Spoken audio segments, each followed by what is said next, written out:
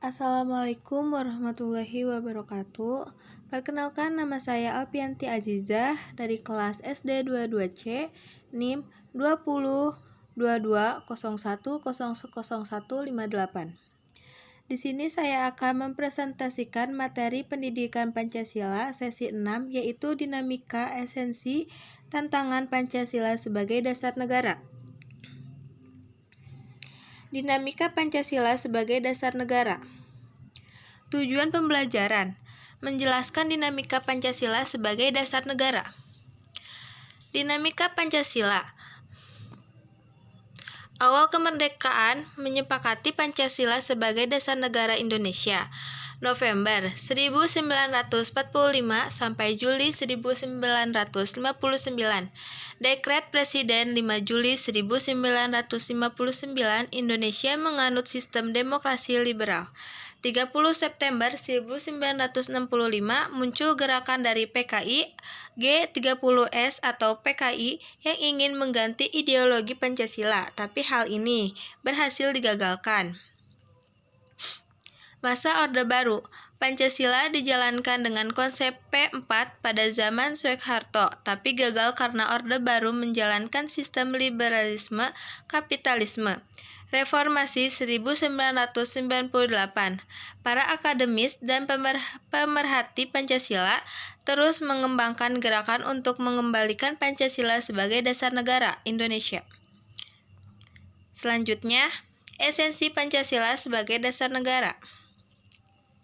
Tujuan pembelajaran: menjelaskan esensi Pancasila sebagai dasar negara. Hubungan Pancasila dengan proklamasi. Hubungan Pancasila dan proklamasi 17 Agustus 1945, yaitu memberikan penjelasan, penegasan, dan pertanggungjawaban terhadap dilaksanakannya proklamasi pada 17 Agustus 1945. Hubungan Pancasila dengan pembukaan UUD 1945.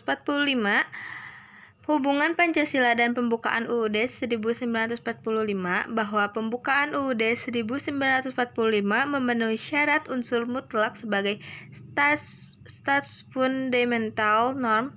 Implikasinya, semua peraturan perundang-undangan dimulai dari pasal-pasal dalam UUD 1945 sampai dengan peraturan daerah harus sesuai dengan pembukaan UUD 1945.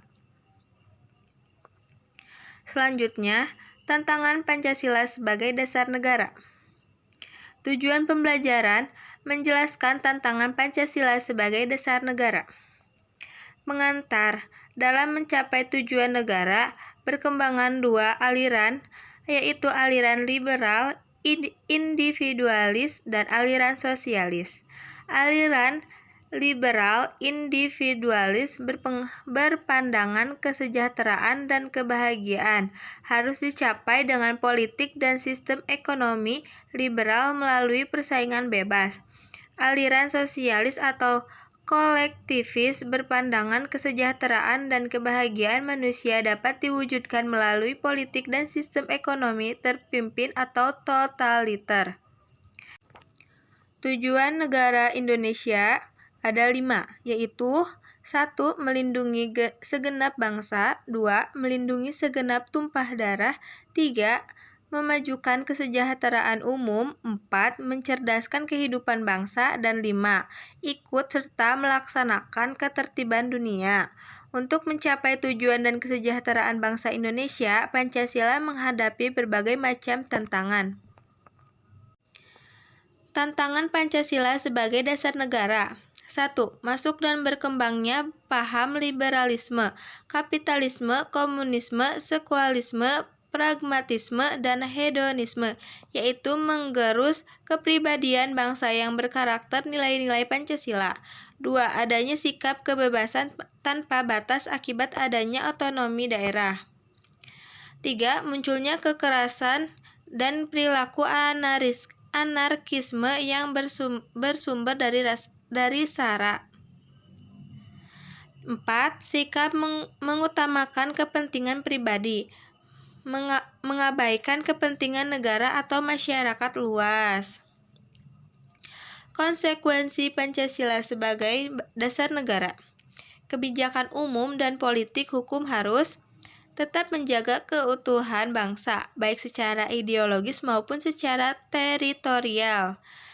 Didasarkan upaya membangun demokrasi, kedaulatan rakyat, dan nomokrasi negara hukum sekaligus.